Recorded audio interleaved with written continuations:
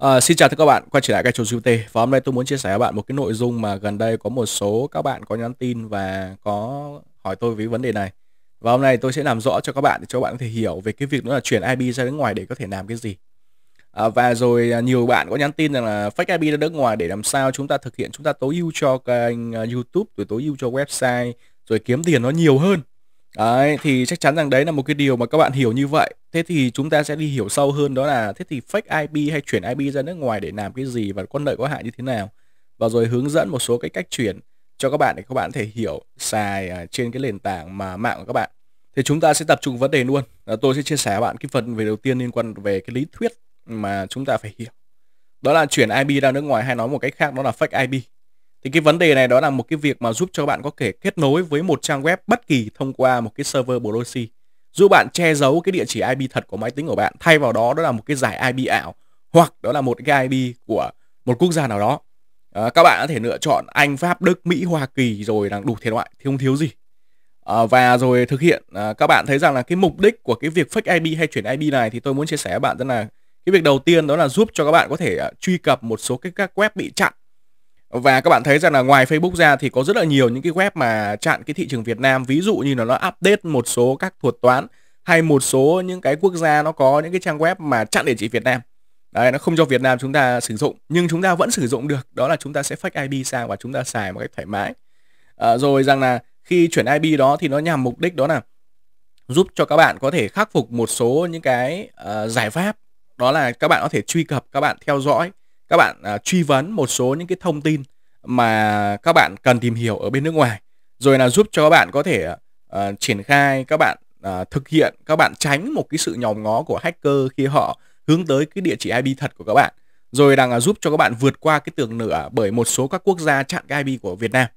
Và rồi đặc biệt rằng ở cái mục đích này đây, rất là nhiều bạn đó là fake IP ra nước ngoài để có thể vượt qua cái tường lửa, để có thể theo dõi một số những web chấm 3 chấm. Đấy, web chấm 3 chấm là cái gì thì các bạn sẽ tự hiểu. Những người có đầu óc đen tối thì ở trong cái này hiểu rất là rõ, còn ở đây thì tôi chỉ có thể nói cho các bạn là chấm 3 chấm thôi. Thường cái mục đích này là khá là nhiều. Và đặc biệt rằng là với lại chuyển cái IP ra nước ngoài thì nó còn giúp cho bạn có thể kiểm tra một số các quảng cáo của đối thủ ở nước ngoài, rồi là kiểm tra một số các hệ thống của nước ngoài. Nhiều bạn hay đặt câu hỏi rằng là sao cái kênh YouTube này hay là sao cái hệ thống kia nó lại không có quảng cáo ta, sao nó làm ra miễn phí ta, vậy nó lấy gì nó tiêu ta. Đấy, thì thực sự ra là khi bạn fake IP ra nước ngoài, bạn sẽ hiểu rằng là có thể cái nội dung các kênh đó nó vào trong network và nó chặn IP của Việt Nam, và nó chỉ định hướng ra người nước ngoài thôi. Cho nên là có những cái thứ mà trên mạng đôi khi fake IP ra, các bạn sẽ hiểu được một số các sự thật một cách nó toàn diện nhất. Rồi các bạn sẽ nhìn thấy ảnh cụ thể đó này, một số những cái lỗi mà thường ví dụ như là Facebook hoặc là trên cái nền tảng mạng nhà bạn, hoặc một số cái thời điểm mà Facebook nó bị lỗi, hay một số các trang web các bạn truy cập vào nó xuất hiện ra cái hình ảnh như trên màn hình ấy, nó không cho bạn truy cập cái website đó.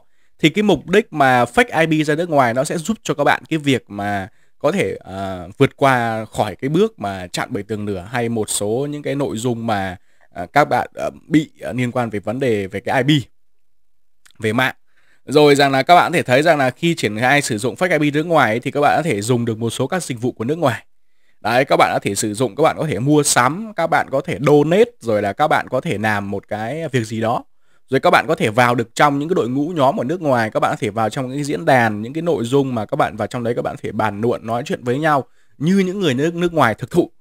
Miễn làm sao mà các bạn có cái tiếng ngôn ngữ của nước người ta thì các bạn mới hiểu được cái vấn đề đấy. Chứ còn các bạn cầm cái tiếng Việt ra ngoài nước ngoài mà để có thể đọc cái thứ đó thì coi như là như vịt nghe sấm.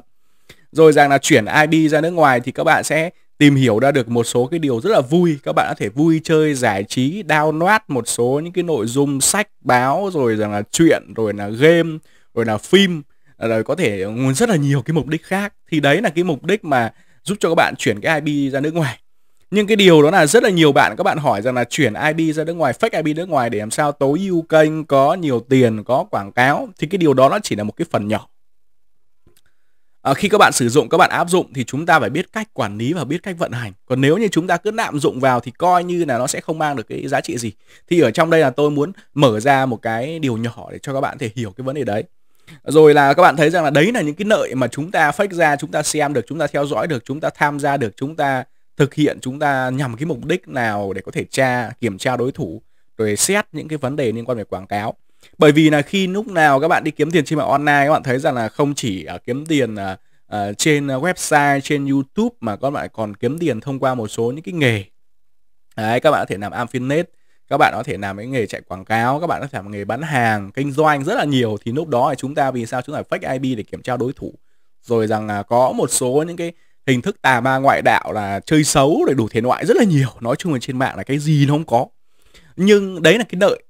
Còn cái việc mà chúng ta thực hiện, chúng ta thấy cái hại đó chính là nếu như các bạn sử dụng một số những cái fake IP ra nước ngoài, hoặc là fake IP thông qua phần mềm gì đó, thì cái tỷ lệ các bạn có thể rủi ro liên quan đến cái vấn đề bị hack tài khoản, bị tấn công. Bởi vì rằng là khi sử dụng một số các phần mềm hay sử dụng một số ứng dụng gì đó, chưa chắc cái thứ đó nó đã phải là chất. Và khi nó bị tấn công vào rồi thì ai cứu với được bạn. Thì cái điều đấy là do bạn tạo ra thôi, và bạn phải suy nghĩ và bạn phải tìm những ứng dụng bạn sử dụng một cách nó tốt nhất thôi. Rồi rằng là một số những cái thứ các bạn phải tìm hiểu thêm, đó là các bạn thấy rằng là như là VPS, rồi là VPN, những cái thứ này chắc chắn là những bạn nào mà đã từng fake IP ra nước ngoài thì chúng ta sẽ không thể nào mà không động tới. Còn những cái bạn nào mà chưa biết thì nên tìm hiểu về những thứ này.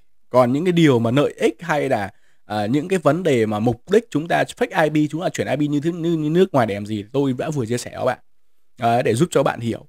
Rồi có thêm một cái nữa là tôi sẽ chia sẻ bạn một cách, đó là chúng ta khi sử dụng thì rất là nhiều những cái ứng dụng khi chúng ta sử dụng, có thể là trên điện thoại, trên máy tính, rồi là trên những thiết bị của chúng ta ở đây, hoặc là chuyển trực tiếp thông qua một số các phần mềm các bạn download về máy tính của các bạn, hoặc các bạn có thể chuyển trực tiếp cái IP thông qua trên chính trình duyệt của các bạn. Ví dụ như cái trình duyệt cốc này chẳng hạn, thì các bạn thấy rằng vào trong trình duyệt chúng ta vào tiện ích mở rộng, và rồi chúng ta sẽ vào trong cái mục đó là cửa hàng. Đó. Và trong một cửa hàng trực tuyến của Chrome này, chúng ta thấy là chúng ta chỉ cần gõ là cái từ VPN. Rất là nhiều cái tiện ích giúp cho bạn có thể là chuyển IP, fake IP từ Việt Nam sang Mỹ, sang Úc, sang Đức, sang Canada, rồi là mọi cái nền tảng rằng là miễn phí có, free có. Rồi rằng là rất là nhiều những cái vấn đề khác mà các bạn sử dụng trong đây. Thì bạn thấy rằng là nhằm một cái mục đích đó với lại những cái lý do mà tôi chia sẻ các bạn ở trong cái video này. Còn về cái việc là khi đi sâu về cái việc rằng là áp dụng cho cái việc kiếm tiền của các bạn ấy, thì nó còn tùy vào mỗi nội dung. Tôi phải khuyên các bạn rằng là không phải nội dung nào chúng ta cũng chuyển ra đấy. Chuyển ra đấy là chúng ta nghĩ rằng là chúng ta có nhiều tiền. Chúng ta chuyển ra đấy là chúng ta nghĩ rằng nó tốt mãi và nó vĩnh cửu mãi. Thì đấy là một cái điều mà không bao giờ có trên mạng. Nó sẽ có sự thay đổi liên tục. Đấy, ví dụ như thuật toán nó update mà nó quét đúng vào cái nội dung kênh của bạn, có thể nó sẽ ra đi. Nó update, nó quét đúng vào cái hệ thống của bạn, có thể là bạn sẽ ra đi. Và rồi rằng là vô tình nếu như có hacker hay có một số những cái mã độc gì đó trên những cái ứng dụng hay trên những cái thiết bị các bạn download xuống ấy, nó bị hack, nó bị tấn công, thì đó là do bạn. Đấy, cho nên là sử dụng một thứ số những gì đó các bạn phải nhằm những mục đích rõ ràng, chứ không phải lúc nào chúng ta cũng mang tí trong cái tinh thần đó là lạm dụng. Thì đó là cái điều mà ở trong cái video này thì tôi muốn chia sẻ với bạn như vậy. Còn về cái việc là các bạn chuyển ra, các bạn triển khai, các bạn xem nước ngoài nó có cái gì hay để có thể học, chuyển sang ra nước ngoài để có thể thanh toán mua bán ở nước ngoài, hay chuyển sang ra nước ngoài để có thể xem một số những cái thứ mà người ta chặn IP ở Việt Nam, thì thoải mái, không vấn đề gì. Đấy, các bạn thích thì các bạn có thể thực hiện. Trên mạng online người ta không cấm bạn, nhưng mà cũng không nên lạm dụng. Chúng ta phải sử dụng một cách làm gì đó cho nó hiệu quả và cho nó có mục đích, có ý nghĩa.